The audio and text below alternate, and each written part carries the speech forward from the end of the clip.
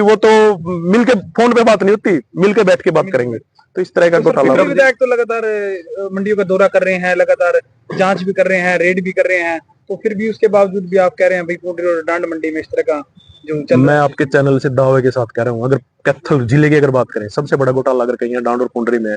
विधायक जी ने मंडियों का दौरा किया, मंडियों का दौरा तो हर नेता करते हैं। अब कल कृषि मंत्री का बयान था कि जो किसान नेता ना तो इनके पास जमीन है और ना ये खेती करते हैं। ये तमाम किसान नेता कार्यकर्ता खड़े हैं।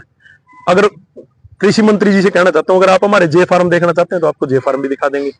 और अगर खेत में काम कराने की बात है ना, तो ये सोशल मीडिया पे आजकल चल रहा है, तो आगे से मैं किसान साथियों से करूंगा कि जब भी खेत में कोई काम करें तो कम से कम हरियाणा के कृषि मंत्री को टैग करें कि कृषि मंत्री जी मैं किसान हूं, मैं किसान यूनियन का कार्यकर्ता हूं और मैं खेती भी करता हूं और मेरे पास जमीन भी है।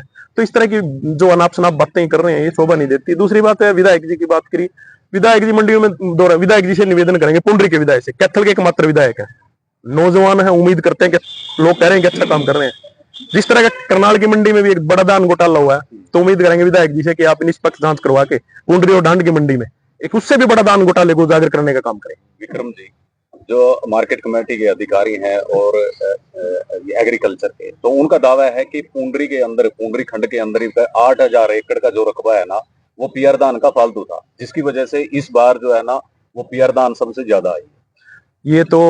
ये जो दावे कर रहे हैं, इनके दावों की मैं बात करता हूँ। इन्होंने जो फर्जी पोर्टल हुआ है ना, फर्जी पोर्टल में मान के चलो पुंडरी में 50 किलो में कॉलोनी काट देगी, उस कॉलोनी का फर्जी पोर्टल चढ़ा दिया गया। गन्ने का जो रकबा है वो फर्जी पोर्टल पे चढ़ा दिया गया।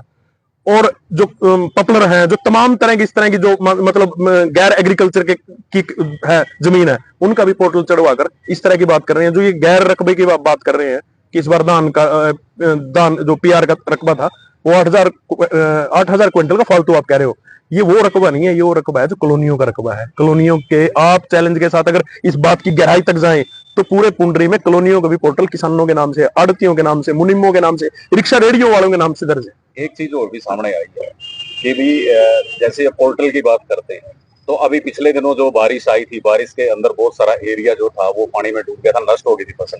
तो सरकार ने पोर्टल खोला था कि जिसकी फसलें नष्ट हुई हैं वो पोर्टल पे दर्ज करें, तो वो दर्ज भी कर दी गई, वो फसलें नष्ट हो गई। और उसके बावजूद ई पोर्टल दिखा रहा है कि भी उसमें दान हुई है और दान बिक रही है। अब वो भी मैच नहीं कर रहा है। अब वो किसान, वो जिसकी किसान की फसल मरी वो पोर्टल पे दर्ज करा दिया, अब वो मुआवजे से तो वंचित हो गया, क्योंकि उसकी तो खेत में फसल दिखा दी गई।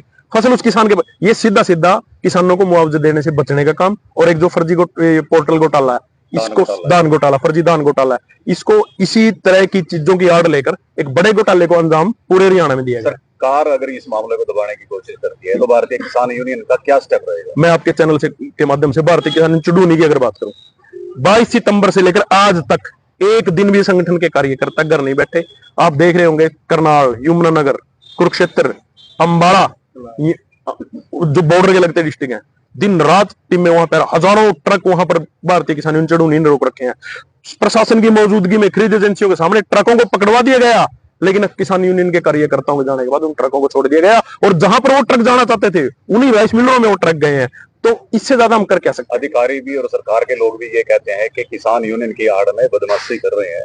और भारतीय किसान यूनियन के जो आपके राष्ट्रीय अध्यक्ष हैं गुरनाम सोनी जी, उन्होंने तो एक अधिकारी को थप्पड़ भी मार दिया। मैं कह रहा हूँ कि जो बदमाशी कर रहे हैं उन बदमाश आदमियों पे मुकदमे भी दर्ज होने चाहिए, ठीक है।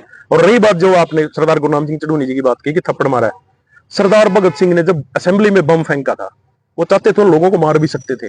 उन्होंने खाली जगह में बम इसलिए गिराया था कि गूंगी और बहरी कानों के सरकार के कानों को खोलने के लिए धमाकों की जरूरत पड़ती है।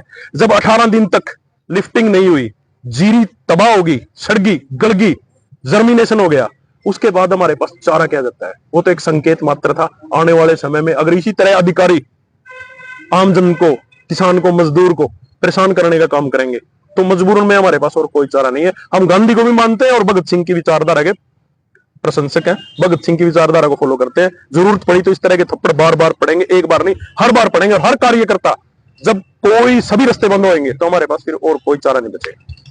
महावीर जी से बात करेंगे। महावीर जी, ऐसी स्थिति के अंदर के सरकार के पास पावर है,